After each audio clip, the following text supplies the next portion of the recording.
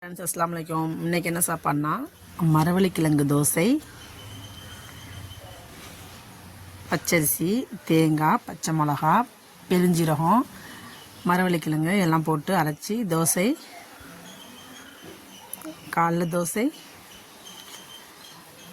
மதியம் மரவள்ளிக்கிழங்கு உருளைக்கிழங்கு மாதிரி பொரியல் பண்ணிவிட்டு மரவள்ளிக்கிழங்கு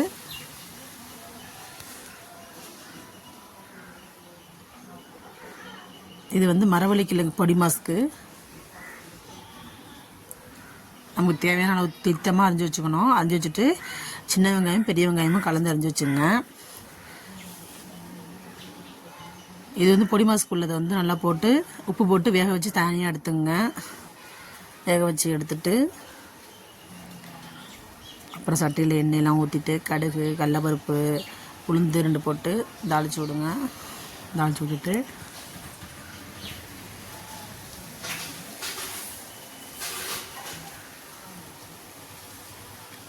இதில் காரத்துக்கு பட்டை மிளகா தூக்கலாக போட்டு விடுங்க. பட்டை மிளகா நான் ஒரு 5 இது போட்டிருக்கேன். கருவேப்பிலை போட்டுங்க. அரிஞ்சு வச்சுருக்கோம்ல வெங்காயம் அதையும் போட்டுங்க. போட்டு நல்லா வதக்கிட்டு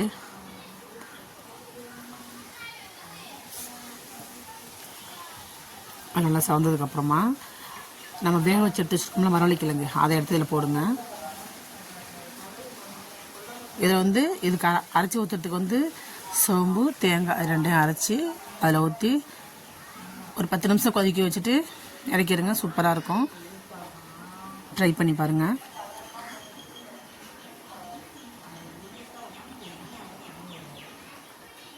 அப்புறம் மரவள்ளிக்கிழங்கு பொரியல் சொன்னேன்னா அந்த பொரியலுக்கு தனியாக மாதிரி அரிஞ்சு வச்சுங்க. அரிஞ்சு வச்சுட்டு அதே மாதிரி தண்ணியில் போட்டு வேக வச்சு தனியாக எடுத்துங்க.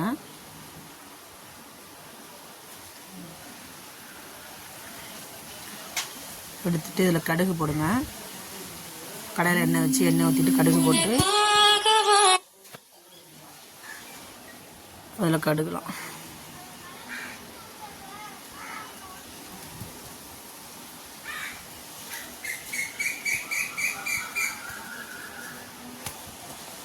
அதெல்லாம் போட்டு தாளித்ததுக்கப்புறம் அரிஞ்சு வச்சுருக்கோம்ல மரவள்ளிக்கிழங்கு வேக வச்சு எடுத்துருக்கோம்ல அது இதில் போடணும். போட்டுட்டு மிளகாத்தூள் போட்டு மஞ்சத்தூள் போட்டு கருவேப்பிலை மேலே தூவி விட்டு சிம்மில் போட்டு நல்லா வேக வச்சு எடுத்துங்க. நல்லாயிருக்கும். நம்ம உருளைக்கிழங்கு வறுக்கிற மெத்தேடு தான். நல்லா காரம் தூக்கலாக போடுங்க.